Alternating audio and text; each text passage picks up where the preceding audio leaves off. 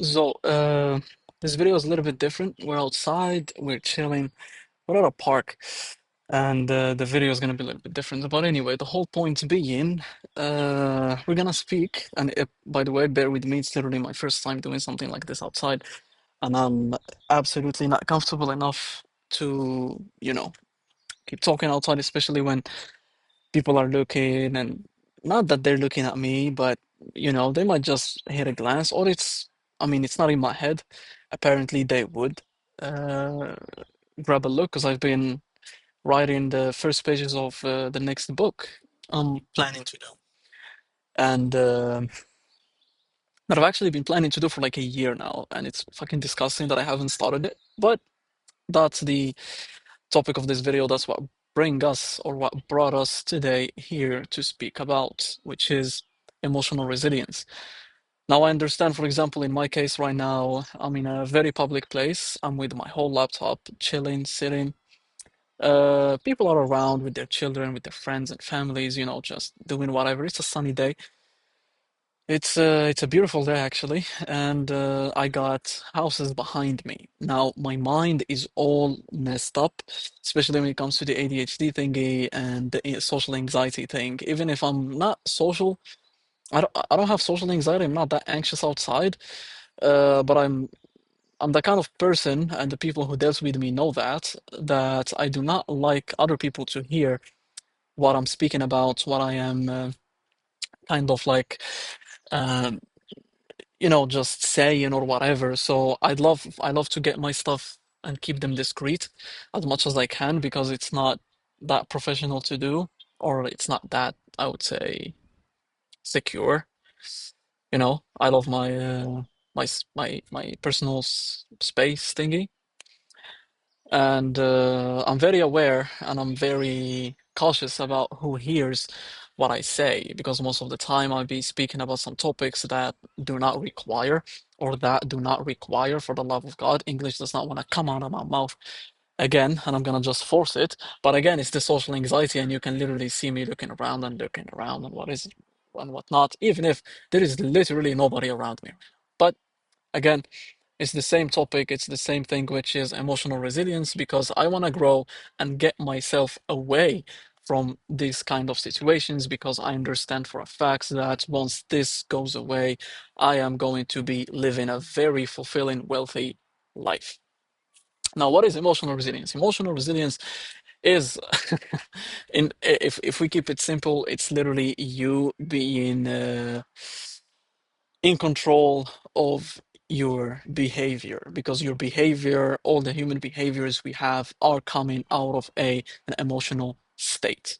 And if you do not control that, you will end up screwing up or doing something more than necessary, which will definitely backfire on you, and it will put you in situations and occasions which you most definitely do not want to wish upon yourself and wish upon anybody for a fact. I understand that some people find it hard to find that emotional regulation, especially the ones that do drugs. And this is big. The drug users really barely find any kind of brain power to even be in control of their hunger, let alone their anger and sadness and depression and happiness and so on. And that is why they keep injecting themselves with drugs. Now, when I say injecting, it depends. What are you injecting? If you're inhaling something, you're still injecting it inside your body. So, as a whole, it is still injections. In the other hand, there are the people who believe they have emotional control or emotional resilience by suppressing it, and that is wrong. Why? Because suppression of emotions leads to those emotions buckling up, and at the same time, or with time, at some point you will have a burst out, and the results out of that will not be great. It will not be positive by any means. It will just hinder everyone around you, and it will just kill you mentally and emotionally even more, which can lead you to lose many people, lose yourself, and lose your loved ones in the process. Now, the whole point being is you need to be able to have emotional control, not emotional suppression, but emotional control. Emotional resilience means at least for me, you need to be able to deal with your emotions, to deal with what you got in a healthy way. So if you are angry, you deal with your anger. You do not stop the anger, you deal with the anger and you let it flow and you let yourself, or like technically you meditate. And again, I literally just got distracted because people are passing by. But anyway, but I really need to fix that, and I'm doing this on purpose. So this video could be like a a learning curve for me. I want to see how far I will come in terms of being able to speak my mind outside because I'm, again, very secretive human being. I speak a lot. That's something that people will tell you about me. I speak too much about my mind and my ideas, but there is a huge chunk of things that I do not even tap upon because I do not want people to know that I know them, or to know that I do them, or to know that I'm able and capable of doing them. So let's go back to our main thing. The point is dealing with your emotions, and dealing with your emotions could be hard because this might affect your life. Personally, when I deal with my emotions, it affects my sleep. Sorry, it affects my food. It affects my food tremendously. Sleep, I already forced myself. It was before, but I fixed it.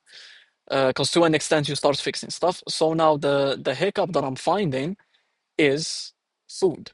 Because whenever I get emotionally overwhelmed, especially I would call it emotionally, even if it's mostly mental, but it affects my emotions a lot, which affect my food, and my mental affects me too much. And I'm gonna make a separate video regarding mental resilience because it's two complete different topics, even if they are linked together to an extent, because you know the mind and the heart, they operate in coordination between each other, and if one feels a certain way, the other feels the other way too, and if the other feels a certain way, vice versa, basically. So I'm sorry that this video is a little bit like strange because my thoughts are literally just all around the place, especially that my visual is not my home and I complain about it so much now. But again, I'm trying to let it out to deal with these emotions so I can operate better the next time. And this is where the emotional resilience part comes in handy because these kind of emotions that I'm having right now, even if I don't feel them, but I know I have them,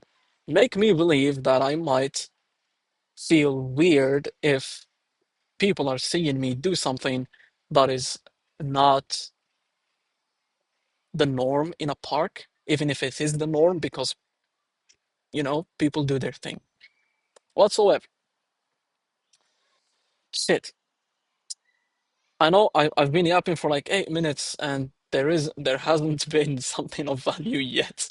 But excuse me, bear with me. It is a first time experience for me too, and I want to do it on purpose because I failed at doing it 2 days ago because of my emotions. Now, to deal with your emotions is quite easy, but at the same time a bit complicated because people think that if they buckle up their emotions, they're gonna be okay, and they think that dealing with your emotions is letting your emotions out and bursting out of anger or out of sadness or out of depression or out of whatever happiness or many other feelings, even hunger, which is a small thing that I believe everyone should be able to control.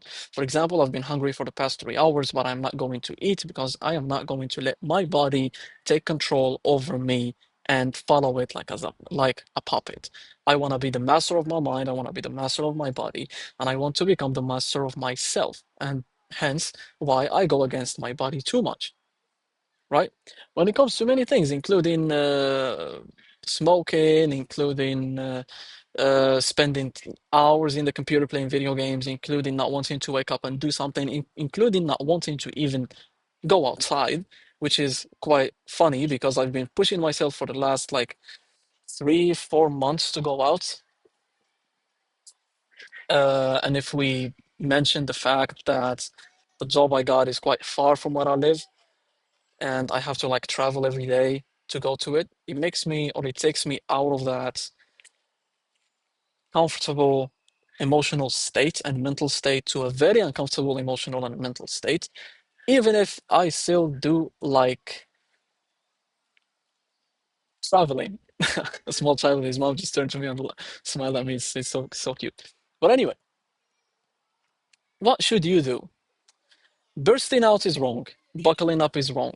But meditating and allowing yourself, giving yourself time, giving yourself that break, that empty space to deal with everything. Be mad if you want, be sad if you want, cry, laugh, deal with it. Just do not stop yourself. Will make you grow tremendously. And if you grow, that means you are developing. Because for me, if humans are not growing by the day, then they're just losing their human potential and they're using their human capability and even human power to become a great individual. Not in terms of, because I know that people confuse what being great is nowadays, because everyone is literally so soaked up in money and careers and finances and creation and doing this and doing that, while they lose themselves in the process. And then at around 40 it hits, if you spend the last like 20 years of your life just being work, career, money, this and that, you forget family, you forget yourself, or you forget who you really are. You forget what you really are about. You start losing touch with your inner body, with your inner consciousness and subconsciousness and even psyche, to the point that you start operating on autopilot, which leads you to do a lot of dumb decisions and a lot of ridiculous patterns that you might notice down the line throughout the years, and it will probably be a little bit too late to recover, especially if you have thrown yourself into things, into some commitments that are, fuck, I'm having flashbacks that there are no kind of recovery out of, or like turning back from, I would say. But yeah, I understand. Ah, fucking shit. My mind is playing games on me right now. It's literally playing games on me. It's telling me that I'm not saying jack shit. It's even if I have a bunch of ideas to say, but my mind keeps getting distracted because I am in a pretty different visuals than I've ever been. And I need to start feeling comfortable about such an environment while speaking about my things, while doing everything I can. Because matter of fact, I even hate talking on the phone outside, let alone doing this. So I am technically right now with you in real time, trying to deal with my emotions and having that emotional resilience and get a hang of the emotional uh, regulators that I have in mind or in my heart. That's what, of that, if that's where emotions come from. For example, I've been dealing with a lot of, just to try to go back to the topic most of the time. At work, it's a little bit different. So at work, it gets to the point where it gets to the point where I get emotionally overwhelmed if someone comes to me and tries to discourage what I'm doing. And when I ask if there is something that's being done wrong, they reply with a no. And then I just laugh at their faces because why are you complaining if nothing is being done wrongfully? But then I understood that they are doing it on purpose at a workplace, especially when they lay their eyes on you for some bloody ass reason, to like try to hinder your work progress, and they blame it on a mood shift. While in reality, I do it on purpose because I just want to go against those people who I work close with that are trying to bring up a problem out of nothing and just make it worse for no reason. So they try to play with me, I play with them back. Now, when it comes to people, it's also the same. I'm very peaceful with everyone. I'm truly, truly peaceful with everyone. Unless I don't like you and I don't like the energy that's coming out of you, and I see a lot of depression and sadness and like darkness coming out of you. I do not want that. I'm pretty dark myself. I have a huge darkness from within me that I'm trying to work on every day, but it's not, it's like I have control over it, right? It's not like the people who you can see and feel that they are completely lost in their dark side and they barely can be helped, right? Because everyone has a dark side. And if you don't have a dark side, you probably are retarded, which is okay. It's just you should try not to deny the fact that you got a dark side because everybody has one. And that's what or that's why many people lately have been calling me the devil, which is quite ironic and corny and funny, but it is true because they can see it from within and they can see it in many of my movements and how I operate and how I think about stuff. Because again, I have that emotional resilience. I do not act upon my emotions. I tend to allow myself some space to deal with the emotions I have, even if I try to fight them. But that's the mistake I was doing, and that's the mistake I have done for the longest chunk of my life, 25 years now, and I'm finally understanding this, but better understanding it now than understanding it later, which can lead to, you know, bringing up basically your family all along and your friendships all along and your relationships all along. And the damage would be greater than now and at the same time irreversible. So I do what I can for the moment to make it easy for everyone and to make it technically more fluid for people to deal with me and to deal with my things.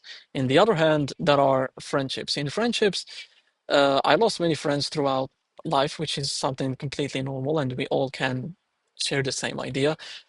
And but I never felt sad about losing a friend ever in my life because again, with friends, I do not develop that emotional connection. I develop the mental connection. Now, that does not mean that I do not stand up for my friends and all. Matter of fact, I take them as my brothers and sisters, and I really take care of them as much as I can, as much as I can provide, of course. But on the other hand, when we talk about relationships, I develop a lot of emotions to the person. Now, a few videos ago, I said that I haven't felt attraction to anyone I had dated for the past, I don't know, like 5, 6 years, which was true, but that does not mean that I did not develop feelings for them. Matter of fact, what I noticed after self-reflecting quite much in this period is that my last relationship of 3 years had no emotions from my side connected to that woman by any means. And the relationship before it, it was very, very emotionally demanding. So I technically, my battery got drained at that relationship. And so when I got into the other one, I did not have anything else to give but emptiness and brutal honesty, which definitely affected the relationship, which definitely affected how I move and how I dealt with that person and how much I showed them in terms of appreciation and love, even if I understand that I have a lot of love within me and I really want to give it out. But again, I thought to myself too much about this, and probably I had that emotional regulator because, or the emotional block, I would say, because I did not feel like that person is for me. I did not feel like that person is meant to be with me for the long run, and that is why, for the longest period of that relationship, I've been just trying to find a way out. Because again, I care about other people's emotions and I most definitely do not want to hurt anybody. So I try to do it in the most civil way and the most understandable way, even if damage is inevitable. And those things will happen regardless. People are going to deal with their emotions regardless of what you might think. So this brings me to the uh, other thought, which is, was I lying to the people I have had an emotional connection with? No, I was not. Why, you might ask? It's because for the past uh, few months, I've been trying to fix that within myself. I found a loophole that I have, and I'm trying to fix it every day now that I'm knowledgeable of it, and I'm trying to make it as best as I can. And at the same time, I'm trying to fix it for a specific human being that I started seeing lately. Now, it's weird, but it really feels like that emotional battery is growing again because I haven't felt the same for a very long time. And surprisingly, this time I am, I wouldn't say fully, but I have some sort of attraction to that person. Why? Because they make me feel like I am the bigger guy.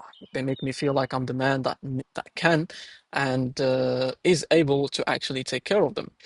I understand we're adults and everyone should be able to take care of themselves. I'm not saying that that person is not, but what I'm saying is they need some sort of support that they are not getting or haven't gotten for a long period of time, and that I feel like I can provide, and they are allowing me to provide it.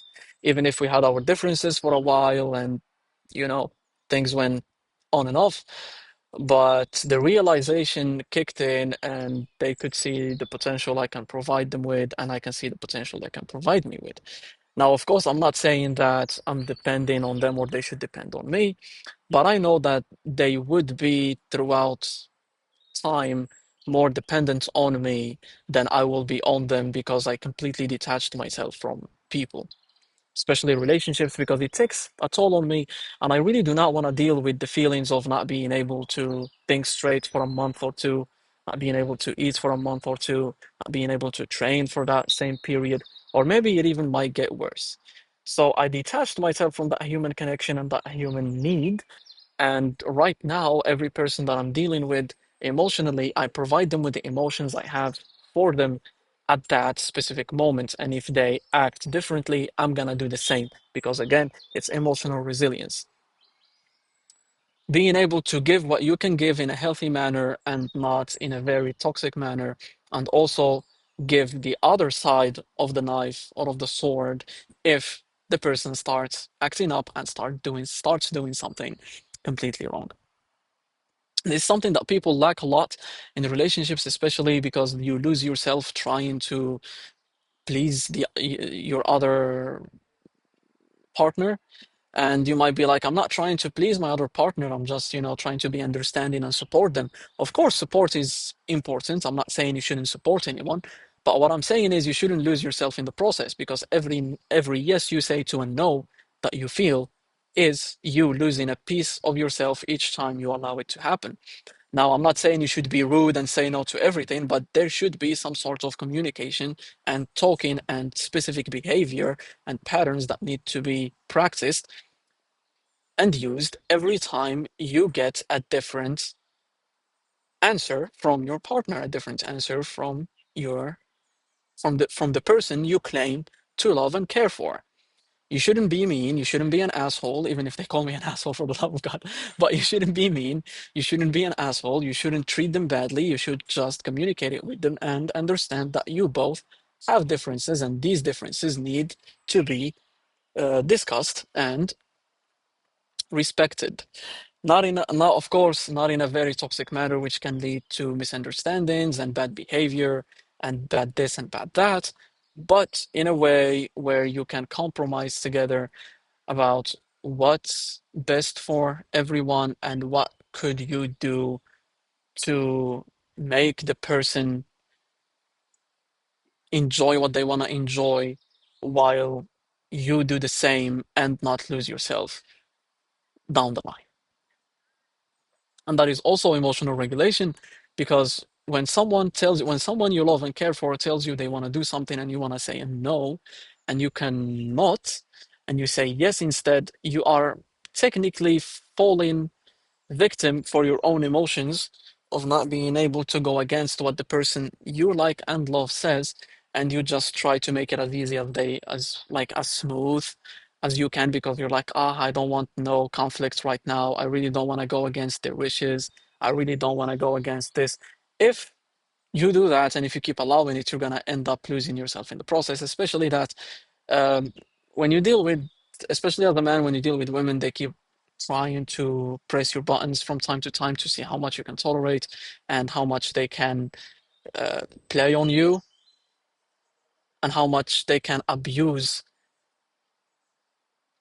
I wouldn't say abuse you as in a bad way, but how much they can abuse what they want to do that is technically linked to you, because you hold some kind of authority for each other, right? And now I said this, and some people might be like, oh my God, nobody's holding authority over me. No, there should be some sort of authority that's being held from both sides, because I do not want my person that I care for to end up in a shit place, which can hurt them, which can make them being hurt physically, mentally, or emotionally. No, that shouldn't be the case. Matter of fact, if you look out for people, you like freedom is a bit of a broad topic, because people confuse freedom with degeneracy a lot, literally. And when they confuse freedom with degeneracy, they start acting upon their lower self, which takes them or which makes them do many different decisions that will lead to them harming themselves, either emotionally, mentally, or physically. And then they get the regrets later. So to prevent the regret, you should technically stop it from the beginning, which will lead you to have a better understanding in life and how it works, and basically just stop yourself from doing dumb shit. And it keeps going that way, and it will just keep growing that way till forever. And my thoughts got a little bit, shattered again. I guess you can see from the glasses. Yeah, you can see from the. I don't know if you zoom enough. I don't know, but anyway, freedom and degeneracy. That's an interesting topic to have technically, but a lot of uh, lost human beings confuse human with degeneracy, and they start fulfilling themselves with emptiness, which they call fun, and which they call I'm having the time of my life. Either men or women, it doesn't matter who I'm speaking with here. I'm speaking about, sorry, here. Uh, and then down the line, they start noticing that they have completely lost their soul, because whatever you do that hurts your body from the inside makes you lose your soul in the process. And you might be like, why? What the fuck does that mean? I'm meaning if you do drugs, if you drink, and if you smoke that much and blah blah, you're damaging your body from within, which takes a piece of you each time you do it, especially drugs because they play on your mind so much, and the chemicals really take a toll on you, and they have a huge impact on your mind as a whole and your body specifically, because they of course damage you, and that damage could lead to many bad thought patterns that can lead you to have, or that can lead you to having many different stupid decision making patterns or techniques, I would say, that you might think they're good, but they're not good. And the easiest understanding would be, or explanation would be, because you do not have that emotional regulator to even stop yourself from doing the drugs or the drinking or whatever it is, let alone dealing with that while being at that mental state or body state. Especially it's mental, because it affects the mind directly. So how can you do it? I won't be able to tell you how can you do it exactly. I'm going to speak about it in the book, mm, like more detailed. I know that I'm speaking broad and very vague about stuff that you might say that I'm saying nothing, which I agree with you. But the point is about all of these videos is not giving you, because mostly people, when they look at something like this, when they watch something like this, or when they hear something like this, or watch a book, or read a book, they are mostly looking for answers. And I believe that answers are not meant to be given. Shit. I need to repeat it now.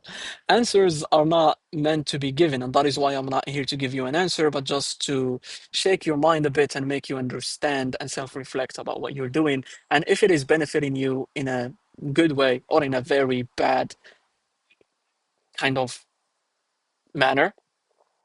You might ask me why. I'm gonna be like, well, if I'm giving you an answer, I'm stripping you down from the experience to getting there. So if I'm not giving you the answer, I'm just shaking your mind instead. I'm allowing you and yourself to grow and have that small space that I'm always looking for, especially for myself and for the people around me, to grow and self-reflect about whatever you do in life and whatever you are making in terms of decisions. If I give you an answer directly, I am you're technically selling your soul to me, because now you are doing something based on what I told you is the easy way, is the easy fix. And does that make you you, or does that make you just a copy of me? See what I mean?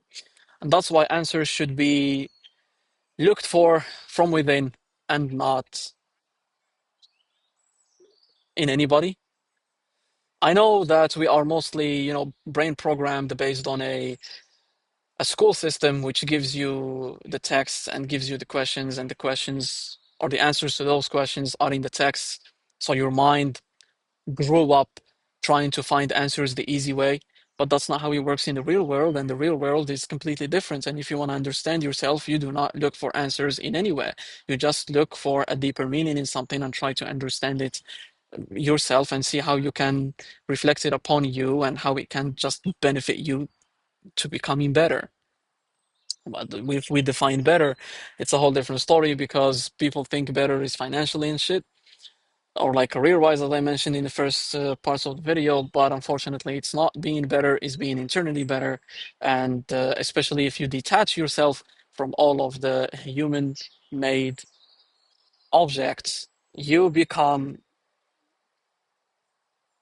far more advanced than the average, and then you start understanding that nothing can hurt you and nothing can take a toll on you, and loss becomes simple and easy to deal with, and at the same time gain becomes normal and appreciated, while loss is appreciated too because you understand that life is just opening up a specific door for you to be able to receive more and more and more greater things.